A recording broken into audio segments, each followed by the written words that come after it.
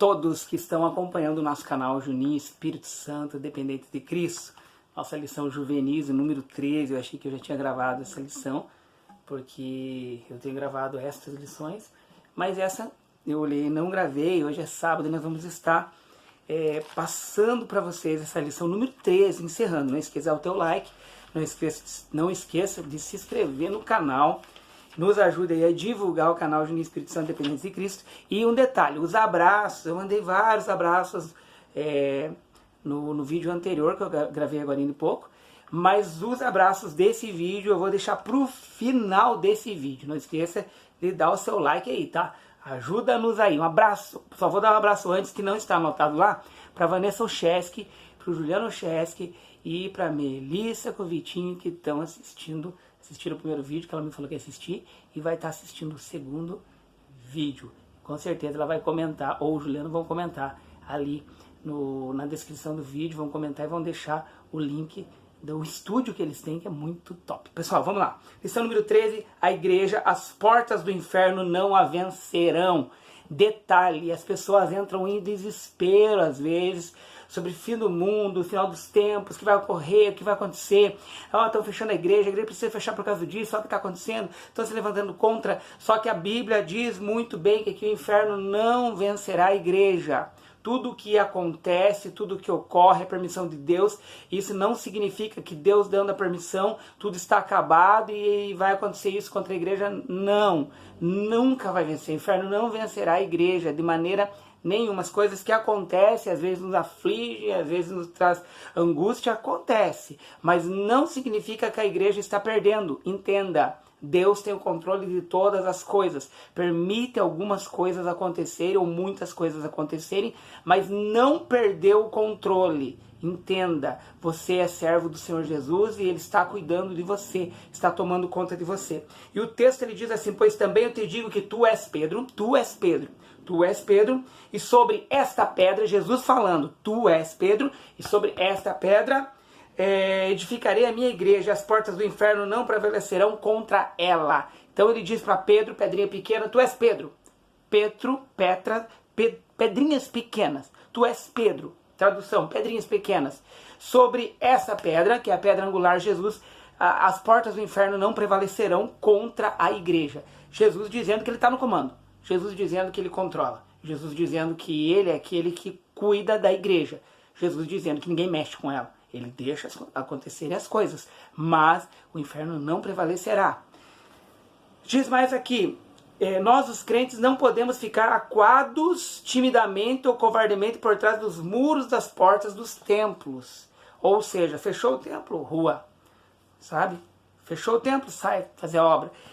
Algumas pessoas acham que às vezes aqui diz aqui que então fechou, estamos perdendo. Não, Deus tem o plano dele. Uma coisa é certa, quando os cristãos eram perseguidos, o que houve?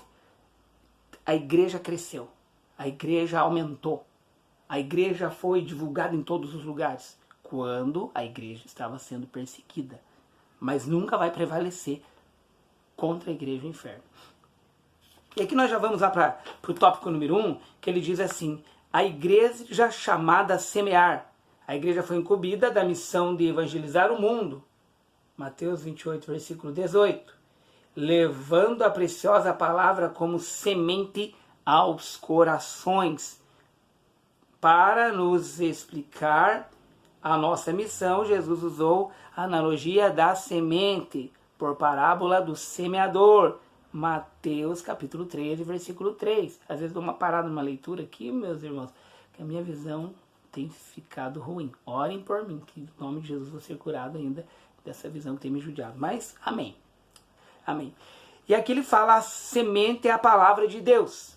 Os 3 primeiros evangelhos destacam a comparação que Jesus faz entre a semente e a palavra de Deus. Ele compara a semente com a palavra de Deus que é lançada nos corações. Essa semente ela vai cair e ela vai produzir, ela vai crescer. É claro que aí nós vamos observar de que maneira ela vai crescer, se ela vai encontrar uma terra boa também para crescer ou não. A semente é a palavra de Deus. Cada conversão é uma colheita. O resultado do fruto do evangelho plantado em um coração. Daí diz aqui, a palavra tem poder, ela é como uma semente viva, ela tem poder de salvar, regenerar, libertar. Essa é a palavra de Deus que transforma vidas. E produzir fé, santificar e nos levar a Deus. Essa palavra, então, ela tem todo esse poder de você ver aquela pessoa que ninguém dá valor se transformar numa pessoa que todo mundo quer ficar perto. Aquela pessoa que é um assassino, um criminoso, se torna alguém que serve a Deus. Aquela pessoa que era um ladrão e quando encontra essa palavra para de roubar. Isso é a palavra de Deus. O semeador precisa sair a semear. Semear, ficar retida ou guardada em um celeiro. Nunca produzirá frutos. Mesmo modo se ficarmos retidos em nossos templos. Então, falo para os crentes dali, conversamos com os crentes dali, a palavra vai ficar ali. Agora, quando você vai além dali, você leva essa palavra, essa preciosa palavra que é a preciosa semente, muitas vidas são transformadas e mudadas. Daí, continuando aqui, a função do semeador é apenas semear. O crescimento vem de Deus. Eu plantei, Apolo regou, mas Deus deu o crescimento. Pelo que nem o que planta é alguma coisa, nem o que rega, mas Deus que dá o crescimento. Então nós fazemos a função que é determinado para nós e Deus vai dar o crescimento dessa semente. Há uma grande urgência em semear a semente da palavra de Deus. Jesus enfatizou: convém que eu faça as obras daquele que me enviou enquanto é dia. A noite vem, quando ninguém pode trabalhar. João 9,4. Então, precisa ocorrer um despertamento. Crescimento da igreja. Não existe uma fórmula específica que deva ser utilizada quando se trata do crescimento da igreja. Mas encontramos na Bíblia exemplos que podem ser seguidos. A igreja em Antioquia foi um exemplo quando se tratava do crescimento e expansão da obra. Essa igreja, onde os primeiros crentes lá foram chamados de cristãos que se converteram aqui. Aqui ele fala-se um destaque desse crescimento. A mão do Senhor, a mão do Senhor. Este é o primeiro pré-requisito para o crescimento da igreja. Ela só funciona quando Deus coloca as mãos sobre ela. Então oremos pedindo a Deus que coloque as mãos sobre a nossa igreja. O empenho dos crentes, o crescimento da igreja não é uma obra humana e sim divina, mas Deus, Ele quer usar vocês para esse crescimento. Oração e jejum. Foi dessa maneira que aquela igreja enviou Barnabé e Paulo para a obra de missões. Jejuaram, se prepararam, consagraram e eles foram mandados. Integração e comunhão. Quando os irmãos unem em graça, comunhão, estão unidos, Deus opera maravilhas e milagres. Estão focados no mesmo propósito. Espontaneidade sacrificial. Os crentes se sacrificavam voluntariamente para ajudar os necessitados. Não precisava ter que falar todo o culto de ensino. Pessoal, vamos ajudar pessoal, vamos ajudar pessoal, vamos ajudar. Não, voluntariamente. Quem trabalhava na obra desses crentes era o Espírito Santo. Paixão pelas almas. Essa paixão fazia com que houvesse interessante difusão da salvação. Correr atrás das pessoas, trazer para a igreja para serem salvas. O que mais que ele vai dizer aqui? Experiências pessoais. Todos os líderes que experimentaram o crescimento dessa igreja tiveram experiências de vidas diferentes. Essa experiências pessoais, vida com Deus também.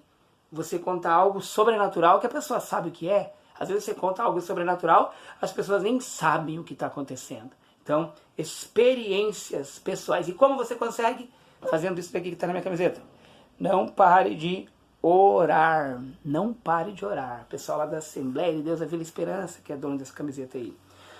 Seu chamado. Fomos chamados para fazer discípulos. Isto é ensinamento. Isto é, ensinamos pessoas a guardar os ensinos de Jesus. E Jesus aí fazemos discípulos, porque ensinamos a palavra de Jesus.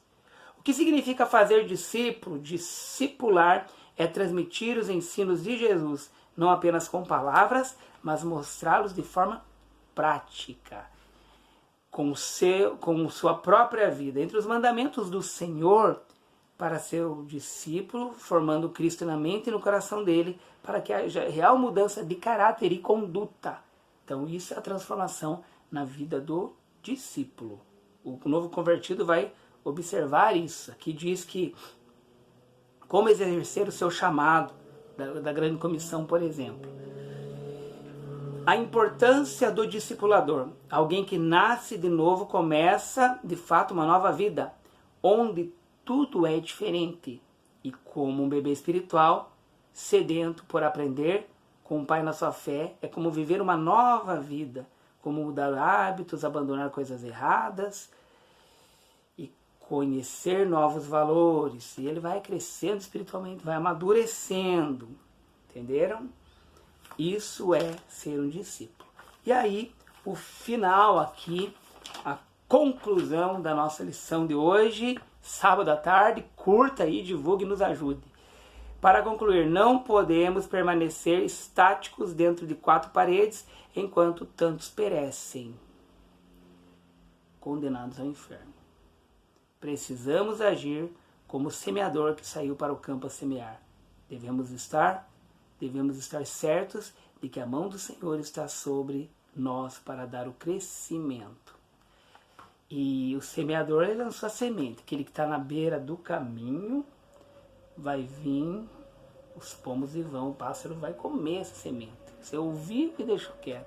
Alguns vão guardar no coração, mas o coração ainda está contaminado, muito espinho, vai sufocar e vai abandonar o caminho. Alguns têm um coração meio que de pedra. Até naquele primeiro culto vem aquela palavra e fala, nossa, que palavra maravilhosa, mas o coração de pedra, a semente nem vai cair ali na terra, não vai afundar, vai ficar no meio das pedrinhas ali. A outra vai ficar no meio dos espinhos, no meio do mato ali, também não vai dar em nada. Mas a outra, ela vai cair num coração bom, um coração que está sedento, um coração que precisa de Jesus. E essa semente, ela vai cair no coração e ela vai produzir 30, 60, 100 vezes mais. E vai produzir muito. Essa pessoa vai ser discípulo realmente de Jesus e vai fazer a diferença grandemente. Pessoal, vou para os abraços lá. Falei mais alto aqui de medo desse carro de som que estava passando ali do lado. E esse carro, de repente, ia atrapalhar. Deu comentar com vocês. Tem abraços aqui. Abraço aí tem pro pessoal da escola. E o pessoal que tem as classes de escola dominical. Vi que algumas são aqui de São Paulo, Maranhão. E aqui, ó, Maria Dariane, sexto B. Daniel Marnardi, sexto B. Ideí, sexto B. Maria Eduarda, sexto A. Emanuele, sétimo A. Juan, sétimo. Heloísa também, acho que é do sétimo. Sara Emanuele, sexto. Gustavo Lourenço. Júlia, do sétimo. John Lennon, Cauã, Uzumaki. Joãozinho, do sexto A. Tudo isso aí. E o Júnior Pereira. Todo esse pessoal aí da escola Cívico-Militar do Presidente Vargas, onde eu sou professor de Cidadania e Civismo. Um abraço para essa turminha aí, que no último vídeo que eu postei na semana passada, eles escreveram, mandaram um recadinho e colocaram para fazer o bem para as pessoas, porque era a nossa lição que nós falamos lá na escola com eles. E da Escola Bíblica Dominical, classe de jovens da cidade de Turiaçu, do Maranhão, também a classe Ágape de Sorocaba, São Paulo, a classe Juventude 73, a classe Renascendo em Cristo de Puriticupu, Maranhão, classe de Senhoras Unidas Caminhando para o Céu de São Luís do Maranhão, área 64, classe Nova Betel Olinda Nova, e também de Alencarina 2, lá de Bom Jesus das Selvas, Maranhão, e o Matheus Coutinho do Maranhão, além da professora Maria do EBD+, além do pastor Rafael Cagé do EBD+, e do pastor Daniel do EBD+, e um abraço para todos aí, pastor Marcos Tedesco também da lição de jovens. Vamos colocar na descrição aí as lições para vocês curtirem, para vocês assistirem, vai estar lá pré-adolescentes, adolescentes, juvenis e jovens na descrição desse vídeo que gravamos sábado à tarde, e daqui a alguns minutos eu vou pregar ainda lá na Assembleia de Deus do bairro São Francisco. A Diques, Igreja Diques, Assembleia de Deus do bairro São Francisco. Mando um abraço para eles, é a AD9, um abraço, que é um pessoal que eu creio que assiste meus vídeos também. Vou ver lá depois, vocês vão comentar. Abraço, pessoal, vamos nessa, gravar outra ainda para ir para a igreja. Um abraço, paz do Senhor.